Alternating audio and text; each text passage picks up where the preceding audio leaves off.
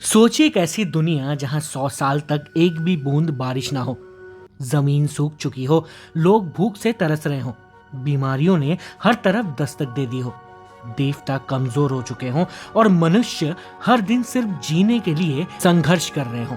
देवी भागवत पुराण के 7वें अध्याय के 28वें चैप्टर में ऐसी ही एक भयानक घटना का वर्णन मिलता है, जब राक्षस दुर्गमासुर ने वेदों को अपने कब्जे में ले लिया था।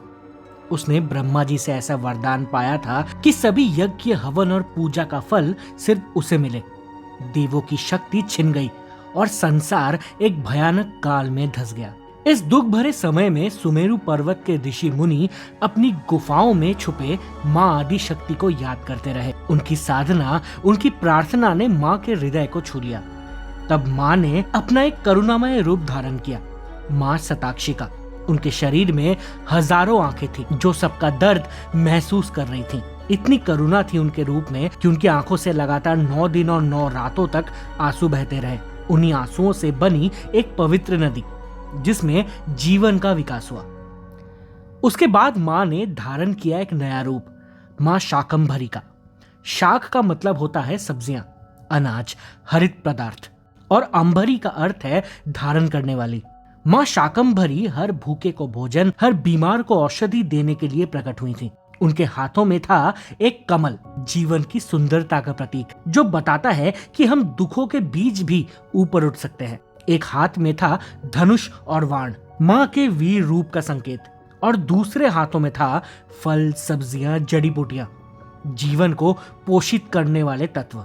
माँ ने हर तरह से मनुष्य को जीने का सहारा दिया, खाने के लिए अनाज, स्वास्थ्य के लिए औषधि और रक्षा के लिए अपनी शक्ति। लेकिन कहानी यही खत्म नहीं होती। दुर्गमासुर जब युद्ध के लिए आया तो माँ ने उसे रोका। उन्होंने पहले एक दिव्य रेखा बनाई जिससे ऋषि, मुनि और देवता सुरक्षित रहे। माँ ने फिर दुर्गमासुर का वध किया, अपने त्रिशूल से उसकी समाप्ति की। और उस समय जब दुर्गमासुर मर रहा था, उसके द्वारा छीने गए वेद और यज्ञ का तेज एक प्रकाश के रूप में माँ में समा गया। उस तेज से प्रकट हुई 10 महाविद्याएं और 64,000 देवी स्वरूप। आखिर में माँ ने वेदों को देवताओं को वापस किया और संसार में एक बार फिर जीवन, धर्म और सत्य का विकास हुआ। माँ शाकंभरी ने सिर्फ जीवों की भूख नहीं मिटाई, उन्होंने हर जीव को जीने की शक्ति दी। आज भी जब हम सब्जियों का प्रसाद देखते हैं या हरियाली से भरा वृक्ष देखते हैं तो कहीं ना कहीं माँ शाकंभरी का आशीर्वाद उसमें छुपा होता है। वो सिर्फ देवी नहीं, प्रकृति का जीवित रूप है, माँ आदि पराशक्ति का माया स्वरूप, जो हमेशा अपने बच्चों की रक्षा करती हैं। देवी शाकंभरी के कुछ प्रमुख मंदिर हैं। सहारनपुर उत्तर प्रदेश में स्थित सिद्धपीठ शाकंभरी देवी मंदिर, बनशंकरी देवी मंदिर, चोलाचुगुड़ा कर्नाटका। बनशंकरी शाकंभरी देवी का ही एक रूप है, और प्राचीन शाकंभरी मंदिर सकाराई राजस्थान इत्यादि। आशा करता हूँ आपको ये वीडियो अच्छी लगी होगी।